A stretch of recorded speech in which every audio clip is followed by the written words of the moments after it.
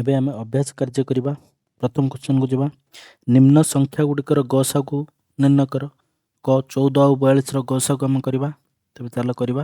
14 ଆଉ 42। 14ର ଗୁଣନୀୟକ ଗୁଡ଼ା କିଏ? 1 ଗୁଣନ 14 14, 2 ଗୁଣନ 7 14, 7 ଗୁଣନ 2 14, 14 ଗୁଣନ 1 14।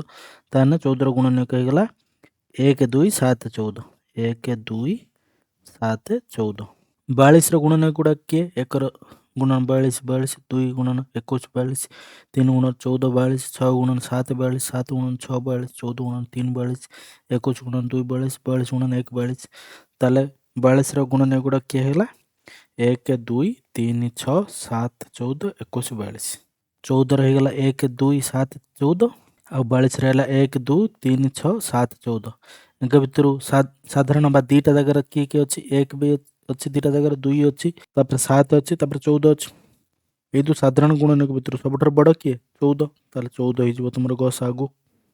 ଏଇଟାକୁ ଆମେ ଆଉ ଗୋଟେ ଉପାୟରେ ବି କାଢ଼ିପାରିବା। କେମିତି ଦେଖ, 14 42 ଲେଖିଦେଲେ ତାପରେ ଆମେ ସବୁଠାରୁ ଛୋଟ ମୌଳିକ ସଂଖ୍ୟାରେ ଆରମ୍ଭ କରିବା। ସବୁଠାରୁ ଛୋଟ ମୌଳିକ ସଂଖ୍ୟା ଯିଏ ଦୁଇଟାକୁ ଭାଗ କରୁଥିବ, ସବୁଠାରୁ ଛୋଟ ମୌଳିକ ସଂଖ୍ୟା କିଏ?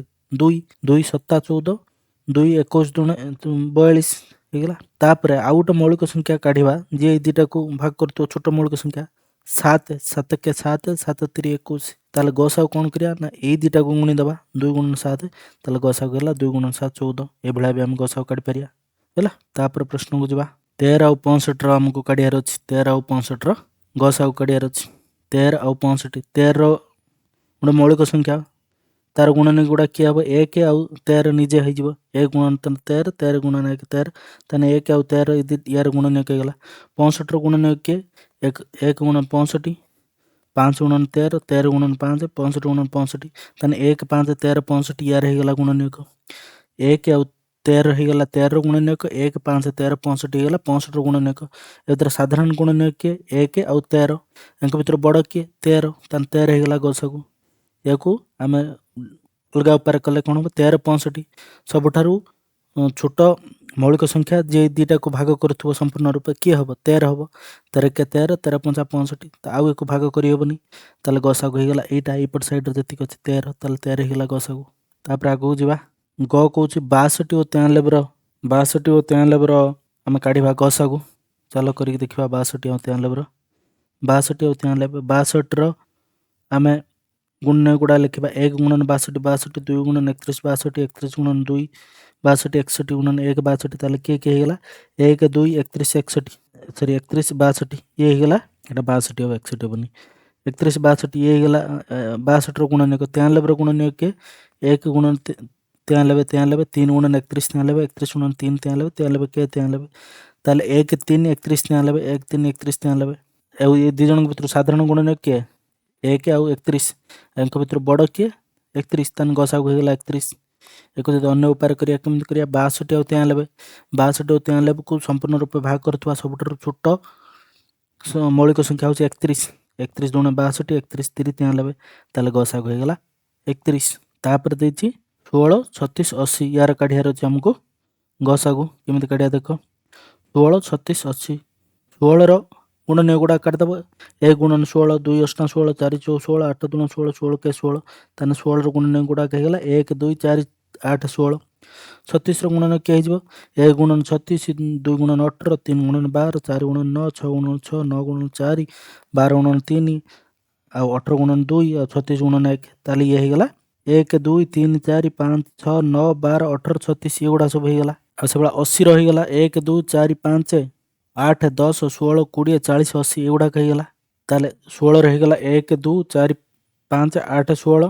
36ର ହେଇଗଲା 1 2 3 4 6 9 12 18 36।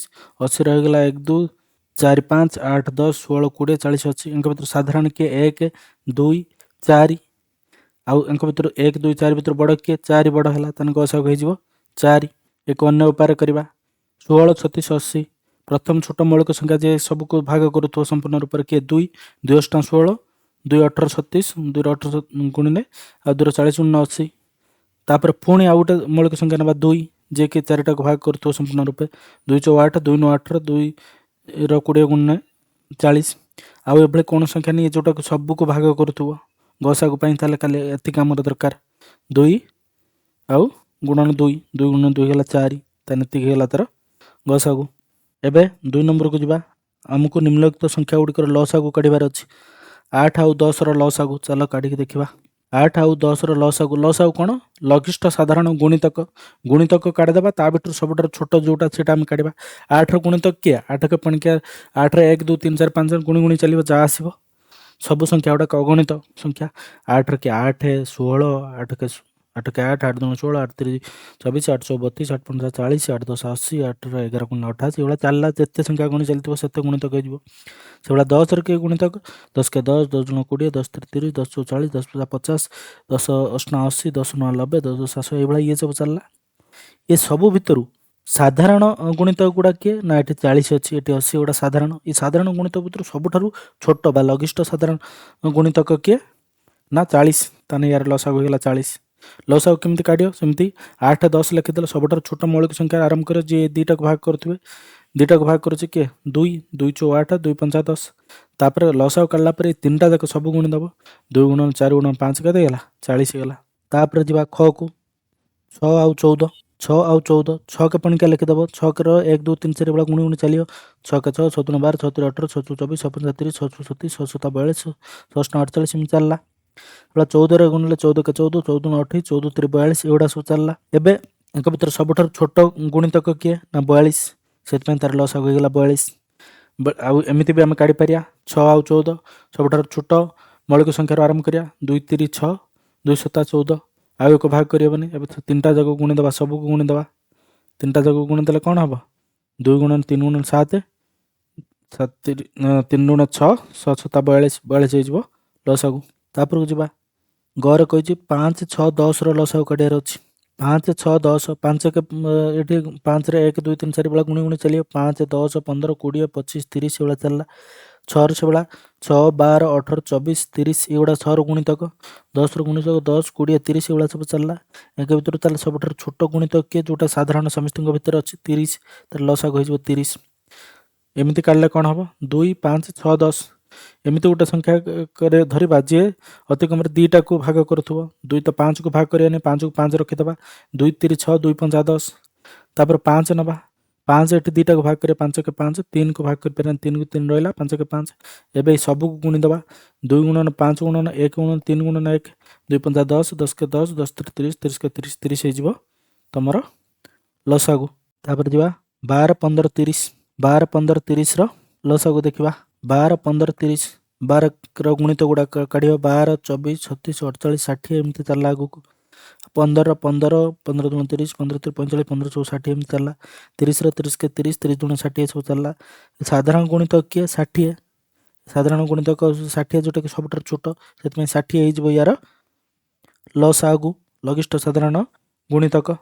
ଆଉ ଏମିତି ବି ଆମେ କାଢ଼ିପାରିବା। 12 15 30, ପ୍ରଥମେ 2 ନେବା।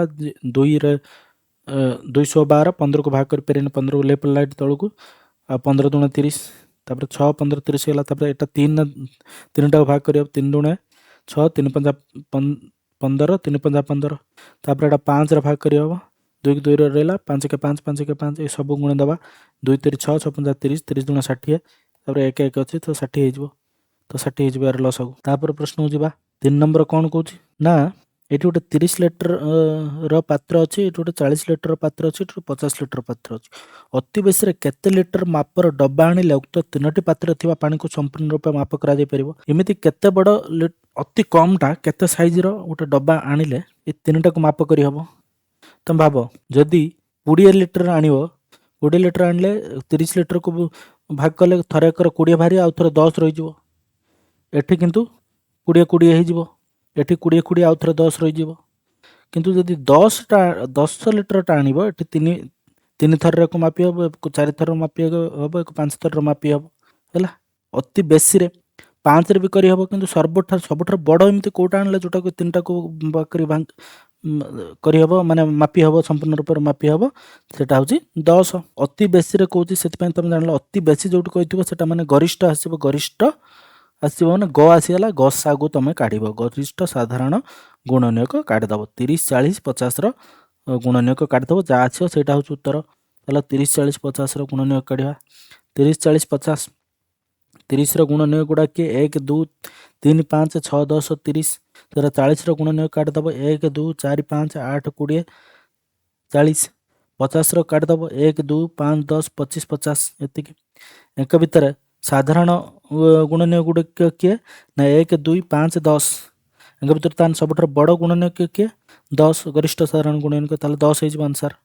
ତାକୁ ଏମିତିରେ ବି କାଢ଼ି ହେବ 30 40 50 ପ୍ରଥମେ 2ରୁ ଆରମ୍ଭ କରିବା 15 ଦୁଣେ 30 20 ଦୁଣେ 40 25 ଦୁଣେ 50 ତାପରେ ଆଉ 5 ନେଲେ ସବୁକୁ ଭାଗ କରିବ 5 3 15 5 20 5 5 25 ତାହେଲେ ଏ ଗସାଗୁ ପାଇଁ ଏ ଦୁଇଟା ଗୁଣିଦେବ 2 ଗୁଣନ 5 10 ଏଇଟା ହେଇଗଲା ତୁମର ଗସାଗୁ ଏଇଟା ହେଇଯିବ ଉତ୍ତର। ତାପରେ ଦେଖ 4 ନମ୍ବର କ'ଣ କହୁଛି ଏଇଟା ଗୋଟେ 12 ମିଟର ବାଉଁଶ ଅଛି ଏଇଟା ଗୋଟେ 9 ମିଟର ବାଉଁଶ ଅଛି। ତଳେ ଦିଆଯାଇଥିବା 6ଟି ଛୋଟ ଛୋଟ ଖଣ୍ଡ ବାଉଁଶ ମଧ୍ୟରୁ ସବୁଠାରୁ ବଡ଼ ବାଉଁଶ ଖଣ୍ଡଟିକୁ ବାଛ ଯାହାଦ୍ୱାରା ଉପରୋକ୍ତ ବାଉଁଶକୁ ସବୁଥିରେ ମପା ଯାଇପାରିବ ପୂର୍ଣ୍ଣ ରୂପରେ ମପା ଯାଇପାରିବ। ଏଇଟା ଦୁଇଟା ବଡ଼ ବଡ଼ ବାଉଁଶ ଅଛି ସେ କହୁଛି ୟା ଭିତରୁ କେଉଁ ବାଉଁଶଟି ନେଲେ ଏଇ ଛୋଟ ଛୋଟ ଯେଉଁ ବାଉଁଶ ଦେଇଛି କେଉଁ ବାଉଁଶଟି ନେଲେ ଏଟାକୁ ମାନେ ସବୁଠାରୁ ବଡ଼ କେଉଁ ବାଉଁଶଟି ନେଲେ ଏକୁ ଦୁଇଟାକୁ ସମ୍ପୂର୍ଣ୍ଣ ରୂପେ ମାପି ହେବ। ସବୁଠାରୁ ବଡ଼ ମାନେ ଗରିଷ୍ଠ ପୁଣି କହିଛି ବଡ଼ ମାନେ ଗରିଷ୍ଠ ତାହେଲେ ଗସାଗୁ କାଟିଦେବ କାହାର 12 ଆଉ 9ର ଗସାଗୁ କାଟିଦେବ 12 9ର ଗସାଗୁ କାଟିଦେଲେ କେତେ 3 3 4 12 3 3 9 ଆଉ ଏକ ଭାଗ କରିହେବ କି ନା ତାହେଲେ 3 ହେଇଗଲା ଗସାଗୁ ତାହେଲେ 3 ମିଟର ଲମ୍ବାଲା ବାଉଁଶ ନେଲେ ଏଇଟା କାମ ହେଇଯିବ ତାହେଲେ ଏଇଟା ଉତ୍ତର ହେଇଯିବ 3 ମିଟର। ଦୁଇଟି ସଂଖ୍ୟାର ଲସାଗୁ 24 ଓ ଗସାଗୁ 2 ସେମାନଙ୍କ ମଧ୍ୟରୁ ଗୋଟିଏ ସଂଖ୍ୟା 6 ହେଲେ ଅନ୍ୟ ସଂଖ୍ୟାଟି କେତେ। ସେ କହୁଛି ଦୁଇଟି ସଂଖ୍ୟାର ଲସାଗୁ ଓ ଗସାଗୁ ଦେଇଦେଇଛି 24 ଆଉ 2 ତା ଭିତରୁ ଗୋଟିଏ ସଂଖ୍ୟା 6 ଆଉ ଗୋଟେ ସଂଖ୍ୟାଟି କେତେ।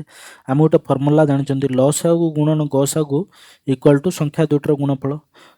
ମନେକର ଗୋଟିଏ ସଂଖ୍ୟା ହେଉଛି x ଆଉ ଗୋଟେ ସଂଖ୍ୟା ଦେଇଦେଇଛି 6 ତାହେଲେ ସଂଖ୍ୟା ଦୁଇଟିର ଗୁଣଫଳ କେତେ ହେଇଯିବ x ଗୁଣନ 6 ସେ କାହା ସହିତ ସମାନ ହେବ ନା ଲସାଗୁ ଆଉ ଗସାଗୁର ଗୁଣନ ସହିତ ସମାନ ହେବ। 24 ହେଉଛି ଲସାଗୁ 2 ହେଉଛି ଗସାଗୁ ୟା ସହିତ ସମାନ ହେବ ତାହେଲେ x କେତେ ହେଇଯିବ 24 ଗୁଣନ 2 ବାଇ 6 ତାହେଲେ 6 ଚଉ 24 4 ଦୁଣେ 8 ତାହେଲେ 8 ହେଇଯିବ ଉତ୍ତର। ଏଇଟା ଏଇ ଫର୍ମୁଲାଟା ସୂତ୍ରଟା ମନେ ରଖିଥିବ ଲସାଗୁ ଗୁଣନ ଗସାଗୁ ଇକ୍ୱାଲ୍ ଟୁ ସଂଖ୍ୟା ଦୁଇଟିର ଗୁଣଫଳ।